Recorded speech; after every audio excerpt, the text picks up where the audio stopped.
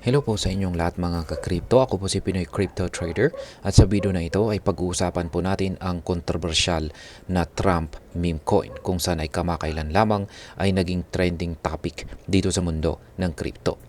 Isa po itong digital token na konektado po sa pangalan ni President-elect Donald Trump at mabilis na umangat ang market cap nito sa $5 billion sa loob lamang ng isang araw. Pero ano nga ba ang ibig sabihin nito? Bakit po ito naging kontrobersyal? At paano po ito nakakaapekto sa atin bilang mga Pinoy crypto enthusiasts? Kaya yan po ang siyang ating aalamin sa video na ito. Pero bago po tayo magpatuloy, ay nais ko lamang po munang bigyang linaw ang aking disclaimer kung saan ang nilalaman po ng video na ito ay hindi po ito isang financial advice. For education and information purposes lamang po ang layunin nito. Ayan, ang atin pong nakikita rito ay si Eric Trump. Ayan, siya po ang anak ni President-elect Donald Trump. Ngayon, ano nga ba ang nangyari sa launching ng Trump meme coin? Ayan, noong inilaunch po ang Trump meme coin, ay halos kaagad po itong sumikat. Ayon po sa ulat ng CoinGecko, umabot po sa higit $11 billion ang trading volume nito sa unang 24 oras. Ang presyo ng token ay umakyat po mula $13.94 hanggang $27. Halos doble po sa original na halaga nito. Ang nakakatawag pansin po rito ay ang pagiging bahagi ng CIC Digital LLC. Isa po itong kumpanyang konektado kay Donald Trump na may hawak ng 80% ng supply ng Trump token. Dahil dito ay tinatayang mayroon pong $20 billion na halaga ang assets ng kumpanya batay po sa kasalukuyang market price ng token na ito. Kaya naman ay maraming crypto analysts at saka ethics watchdogs ang nagtatanong. Ang ganitong klaseng project ba ay isang lehitimong innovation o isa lamang paraan upang makinabang sa hype? Ngayon ay paano po kumita ang isang whale na trader ng halos $12 million. Ayan. Isang malaking transaction po ang nakakuha ng pansin sa mga eksperto sapagkat may isang whale trader na bumili po ng 860,895 na Trump meme coin sa halagang $12 million. Matapos ang ilang oras ay ibinenta niya ito sa presyong $27.67 kung saan ay kumita po siya ng $11.8 million sa napakaikling panahon lamang. Kaya ang tindi. Ito po ay nagpapakita ng matinding volatility sa Trump meme coin. Ang ganito pong uri ng market movement ay karaniwang kaakit-akit sa mga malalaking investors, ngunit maaaring mapanganib para sa mga maliliit na traders na sumasabay sa hype. Ngayon ay bakit po maraming criticisms ang nakapalibot rito?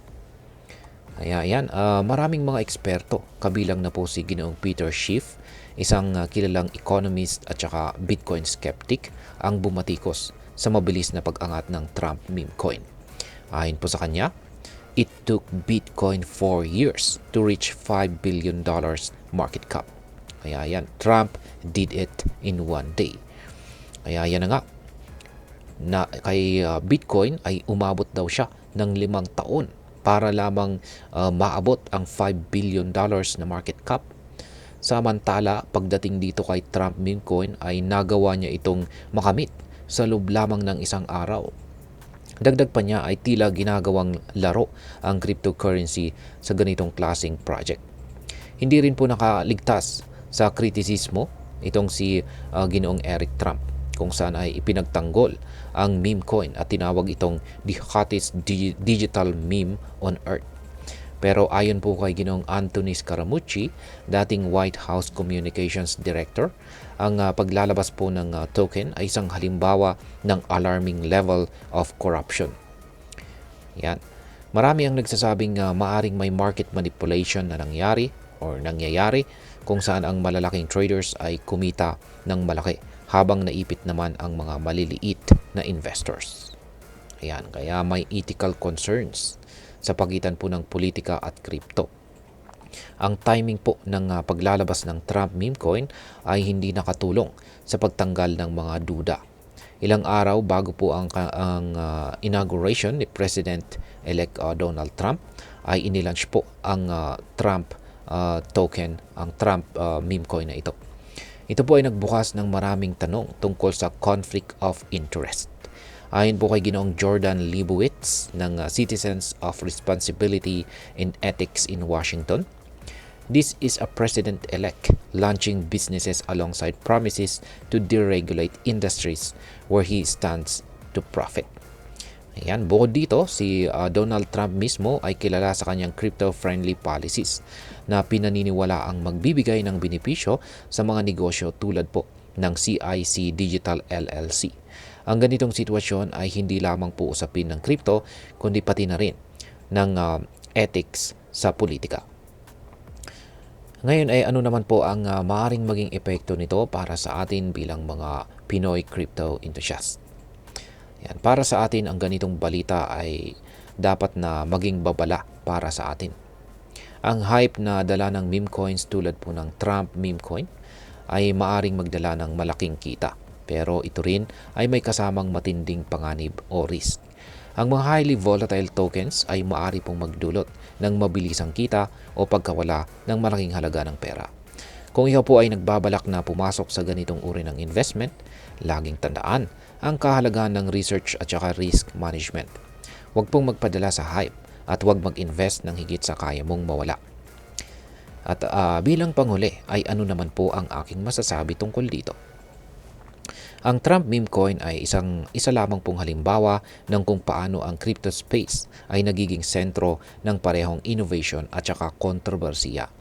Habang ito ay nagpapakita po ng potensyal ng crypto sa pag-create ng instant wealth, pinapakita rin ito ang kahinaan ng sistema sa manipulation at saka speculative trading.